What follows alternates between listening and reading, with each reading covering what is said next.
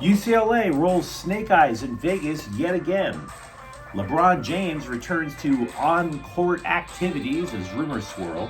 And Lincoln Riley continues to happy talk the USC defense. Good morning. I'm James. This is your daily dose of sports and snark for the greatest sports city in the world, Los Angeles. This is the faithful Angelenos Morning Report. It is March 24th, 2023, still stuck up in Portland. Going to catch the Galaxy playing Portland tomorrow. We'll talk more about that tomorrow, maybe even a little bit today. But if you like the content that we put out about LA sports, click the like button. Click the subscribe button. There's a notification bell. Hit that to let you know we drop new content. Sharing is caring. Let people know we exist. By all means, comment. There's always good stuff to talk about when it comes to LA sports. So before we go through the news and notes, quick look at the scoreboard. Yesterday, we called it a prize fight. It had every vibe like a prize fight, wouldn't you say? Now, unfortunately, Gonzaga gave UCLA the booty end of the stick with a 79-76 victory in the NCAA tournament. Gonzaga is going to advance to face UConn in the Elite Eight on Saturday. We posted a rapid recap of the game yesterday, but if you don't have the time to watch that clip, even though it's a short one, the upshot is this. The Bruins missed Bona a ton, an absolute ton. Had Bona played, and by the way, he had injured his shoulder. He was walking around without having the shoulder in a sling, so the speculation was he was obviously going to play. Not so. As a result, UCLA did not have a defensive presence to counter Drew Timme, who led all scorers with 36 points. In addition to that, Gonzaga, again, without UCLA's defensive presence in the middle, they out-rebounded UCLA 50-26. UCLA just couldn't get a second chance to save their lives yesterday. As a result, the Bruins they've lost 6 games all year, 4 times alone in Las Vegas. That is crazy bad, crazy. As a result as well, UCLA is now going to look significantly different next year. They're losing Tiger Campbell. He's a senior. Jaime Jaquez Jr. is not a junior. He's a senior. Amari Bailey, he was basically said to be a one-and-done player. Well, he's had his one. Is he done? UCLA has a terrific recruiting class for next year. Granted.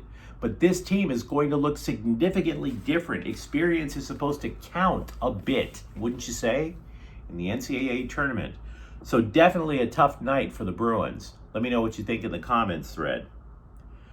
Meanwhile, give credit to Kawhi Leonard picking up the slack without Paul George. He scores 32 points. The Clippers maintain their grip on the 5th seed with a 127-105 victory over Oklahoma City. The Thunder stay in town tonight. They're going to be playing the Lakers. The Lakers are 1 game under 500. For that matter, so is Oklahoma City. Both teams are tied with 2 other teams in the playoff chase. When all the tiebreakers shake out, the Lakers currently have the 9th seed in the Western Conference. But what do you say we get to the news here? The Lakers. LeBron James has begun on-court activity, whatever the hell that is. We already knew that he was shooting without jumping, like free throws and whatever, so I'm guessing they've increased the workload. But all of that led to speculation. Early Thursday, reports came out suggesting LeBron James would be playing in the final week of the regular season. LeBron just quashed that real quick, super quick. He shut it down faster than Trump shuts down Stormy Daniels rumors. It was that quick. Now, James has been out since February 26th with a foot injury that he suffered in Dallas. James said there was no target date to return and that he speaks for himself, which he should, by the way. I don't question when an NBA player says, hey man, my feet hurt. As silly as that sounds, if you've ever seen an NBA player's foot, it looks like Kathy Bates took a sledgehammer to it in the movie Misery. It is not a good-looking sight. So if LeBron James says he's got an owie down there, I definitely give the man all the respect due. Meanwhile, Over at Heritage Hall, Coach Lincoln Riley said he expects more transfer portal movement after spring football ends. Quote, "We still got a couple of scholarships open, and we're going to be in the market for a couple of positions. There are multiple opportunities here once spring ends." And by the way, it's not just on the defensive end. Tight end Michael Epps has just entered the transfer portal. We don't know necessarily if the transfer portal will be used to bring in a tight end. There is still talk of recruiting a tight end. But having said that, the UCLA offense, USC offense, just lost a player that got a decent amount of time last year. Riley also said that Texas A&M transfer defensive lineman Anthony Lucas will be an impact player. Riley also said he's pleased with the defensive progress. He would know more than I, but in all candor, it's going to have to show up on the field because I don't trust what I saw after last year. USC was half of the football team. They were damn near invincible on offense until Caleb Williams got injured. But you can't allow more than 500 yards in total offense to Tulane and all those yards to Utah and just give me happy talk about progress. You got to tell me what's going on. Alex Grinch still hasn't even taken responsibility for anything that went on last year. He's only spoken about changing up the drills and having them hit the weight room more. What is that? One of the weird things that ESPN likes to put together, by the way, is something called future quarterback rankings. The reason I bring this up, if you are looking for positives about the Trojans football program, is that USC has the top quarterback room in the country. Now, it's kind of obvious if you look at it. They're bringing back a Heisman Trophy winner, for Pete's sakes, and Caleb Williams, and they also added the top recruit in the nation in Malachi Nelson. And by the way, everybody keeps forgetting about Miller Moss. Miller Moss, when he was a high schooler in the class of 2021, was ranked the number 39 prospect. This guy is not exactly a slouch. He is a legit pro prospect. By the way, if you're wondering for UCLA, Dante Moore's presence alone has lifted UCLA to number 16 in those same future quarterback rankings. When I go to see the Galaxy tomorrow, the Galaxy are pretty much missing half of their team. It's not going to be pretty. Fortunately, the Timbers stink too. So there's the possibility that the Galaxy might actually get their first win of the season in 4 tries. Fingers crossed, wouldn't you say? Goaltender Jonathan Bond, for example, will be out 2 to 4 weeks with a shoulder injury that he suffered last week. This is according to manager Greg Vanney. The injury happened when Bond got steamrolled by his own teammate. Now, Bond was replaced by Jonathan Klinsmann. Klinsmann did not allow a goal in 65 minutes played that game, but that was his first MLS action since 2021, which kind of sucks if you think about it. Meanwhile, Chicharito and Douglas Costa are also out for the Portland match. Chicharito and Costa have been injured. Chicharito's been training. He's not going to play. And by the way, backup striker Dejan Joveljic is out because he has been called up to play for the Serbian national team over in European qualifiers. So to recap, no goalie, no striker, down a winger. Yeah, I'm going to be drinking heavily tomorrow morning. The LA Riot Squad, meanwhile, which is a supporters group, one of the major ones for the LA Galaxy, has reiterated their commitment to the supporters group boycott yesterday. They repeated their stance that President Chris Klein should be fired for incompetence and a cheating scandal. So there is that. ESPN ranked its top 100 baseball players. The Dodgers are one of 3 teams in Major League Baseball with 2 players listed in the top 10. So if you look at it from that perspective and you're sitting there going, everything is skewed to just a few teams in terms of talent, That's an argument for it. Freddie Freeman is ranked the 5th best player in the major leagues according to ESPN, and Mookie Betts weighs in at number 9. Others in the top 100 include Julio Urias at 46, Will Smith 47, and Clayton Kershaw at 87. Now, what I find interesting, going through the notes on each of these players from ESPN, is Betts' RBI total has dropped because the Dodgers put him in the leadoff role. He's a 5-tool player. He steals bases, hits for average, hits for power. Definitely terrific defensively.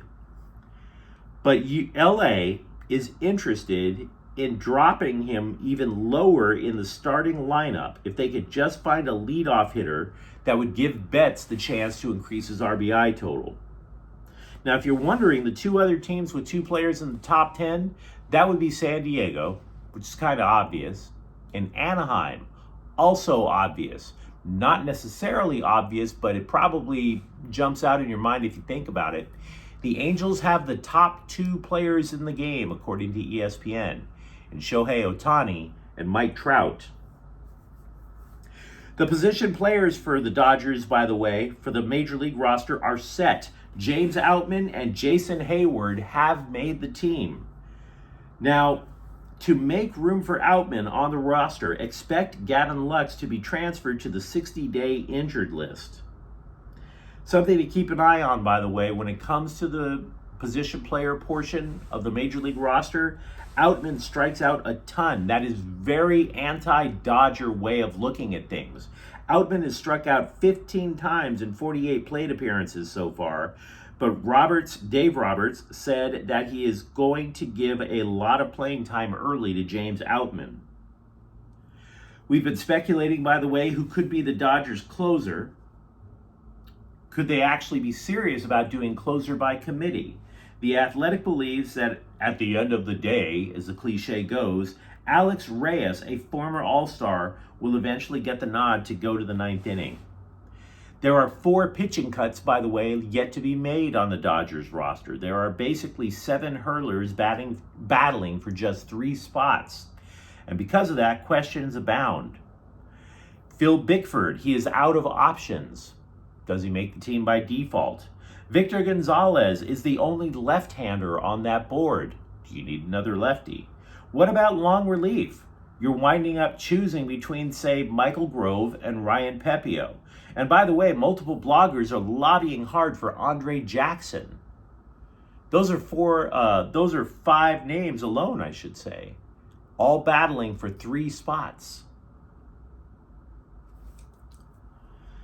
The Rams, CBS Sports gave them a D grade for their postseason so far, their offseason. And if you look through the prism of this upcoming season, only through the prism of the upcoming season, you'd have to agree, wouldn't you think? Guard David Edwards, by the way, has also left the team. Look, CBS Sports, we'll get to Edwards a little bit more in a moment, but CBS Sports basically cited the Rams. They took them to task for a history of short-sighted spending. That's crap. That's not short-sightedness if you go to the Super Bowl 2 out of 4 years and win a title. How many franchises out there would love to be in the Super Bowl 2 times in 4 years and win a title? So no, I do not clown the Rams, not one iota, for having a clean house in its roster to make sure that they can rebuild on the fly, or remodel, as they like to say, next year. Now, Edwards did sign with the Buffalo Bills. Granted, he too last year was injured. He only played 4 games. But if you're saying to yourself, man, the Rams talent drain has been a steady drip, like syphilis, you'd be on point. Again, Edwards played only 4 games last year, but before, he was literally the prototypical offensive lineman that the Rams would want. Consider, Edwards was a 5th-round pick, but before last season, he started 46 games in 4 years. So in other words, late-round pick who definitely contributes. That's exactly what they would want. It's not what they got last year, so he had to go. CBS Sports also gave the Chargers a D for their offseason thus far, which I gotta admit is extremely harsh. I think it's a very short-sighted grade from CBS. Look, I believe the Bolts are trying to do whatever it takes to extend Justin Herbert now, and for the most part to keep the defense mostly intact. And frankly, I think they have. So I don't consider that a D at all. I think they're trying to accomplish their goals. Eric Hendricks, I admit he is a Band-Aid for the loss of Drew Tranquill, and they may lose Kyle Van Noy. But can you really claim it's that bad with the Chargers in the offseason?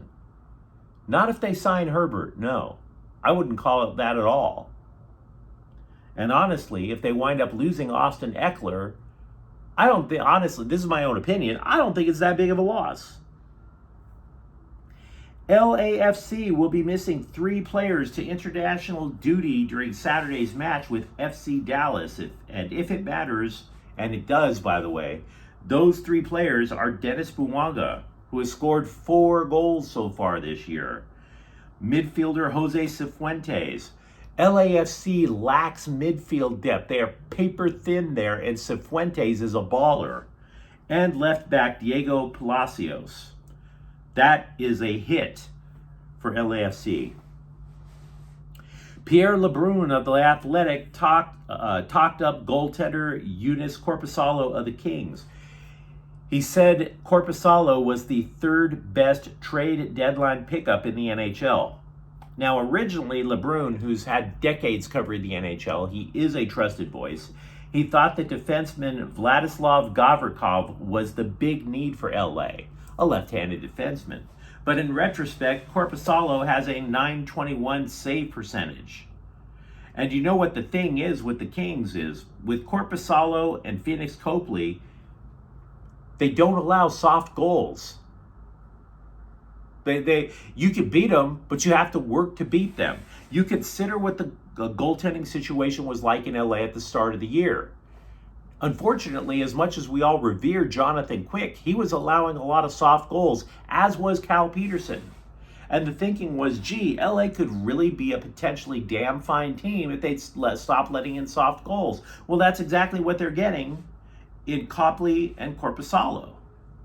But you let me know what you think in the comments thread. Let me know what you think about the future, or for that matter, the present of UCLA basketball.